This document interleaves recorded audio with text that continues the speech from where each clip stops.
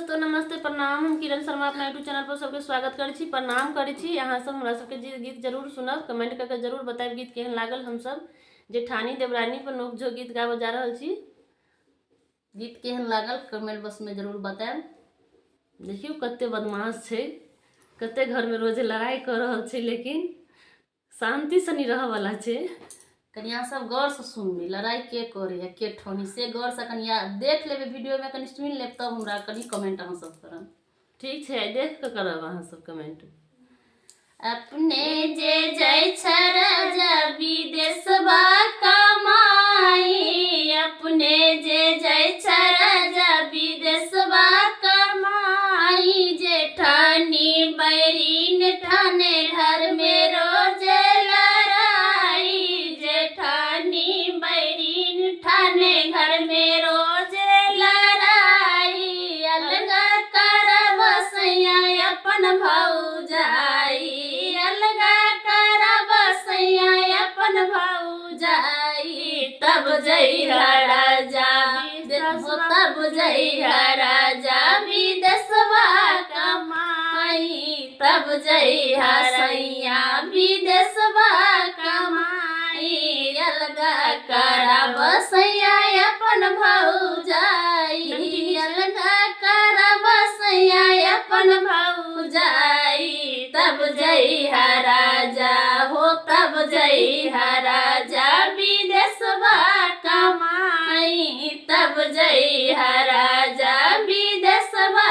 कमाई, अपने जे जाय छ राजा विदेशवा कमाई, अपने जे जाय छ राजा विदेशवा कमाई, बहिनी तोहार रोज घर में रोज लड़ाई, बहिनी तोहार करे घर में रोज लड़ाई, गौना करब सैया बहिनी दुलारी, गौना करब सैया बहिनी दुलारी, तब जइहा राजा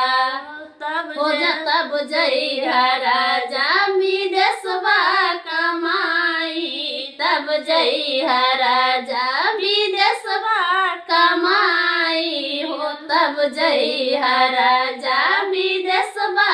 कमाई, गौना करब सैया बहिनी दुलारी, गौना करब सैया बहिनी दुलारी, तब जइहा राजा हो तब जइहा राजा विदेशवा कमाई, तब जइहा राजा विदेशवा कमाई, अपने जे जाय छ राजा विदेशवा कमाई, अपने जे जाय छ राजा विदेशवा कमाई, माई तोहार करे रोज हमसे लड़ाई, माई तोहार करे रोज हमसे लड़ाई, फैसला कर सैया घर के लड़ाई, फैसला कर सैया घर के लड़ाई, तब जइहा राजा हो तब जइहा राजा विदेशवा कमाई, तब जइहा राजा हो विदेशवा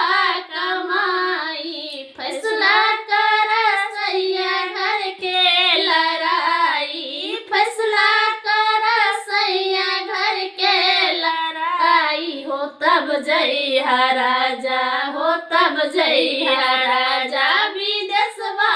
कमाई, तब जइहा राजा विदेशवा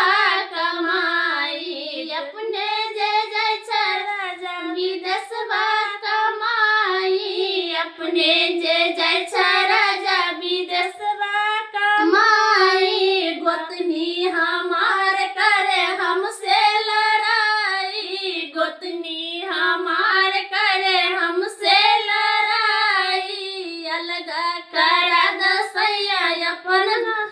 रानी, अलगा करब सैया अपन छोट भाई, तब जइहा राजा हो तब जइहा राजा विदेशवा कमाई हो, तब जइहा राजा हम विदेशवा कमाई अलगा करब सैया अपन छोट भाई अलगा करब सैया अपन छोट भाई तब जइहा राजा हो तब जइहा राजा विदेशवा कमाई तब जइहा राजा विदेशवा कमाई। अहाँ सब जरूर बताएब गीत केहन लागल, लेकिन इएह सब दिन झगड़ा करै छी हम कहियो नहीं करै छी।